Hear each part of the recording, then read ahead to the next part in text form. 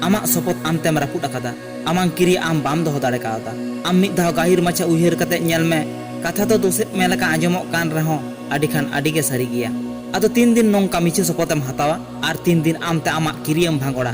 Amte amak kiriye bam doho dareyak khan etak hor do chikate ko doho dareyaga. Amte am judi bam duleroa tahle khan etak hor do chida e duleur meya. Amak disom re judi bam sukoa etak disom do duk do tahui posora meya. Etak hor ten ere katha lay me menkhan am ten do tisso ere katha alom leya. Am ten ge judi ere katha menaa etak hor ten do sari katha rena as do alom dohoya.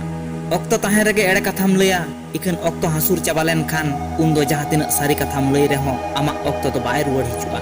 Ere itu do adige gete reho adige licera. Ere katha te bicer katet setak tora poschim nakare beda do bai rakap godoa. Kami jaha tinak ge keteja boyha ona rena orjo ho unak ge latua. Am ten amak kiri do adige keteja ar ona rena orjo ho unak ge soresa. Muche re niye gin mena amak kiri am ta alom rapuda amem sores geya amem dareyaa amem jitkirok geya ar amem jitkir len khan inya ho jitkir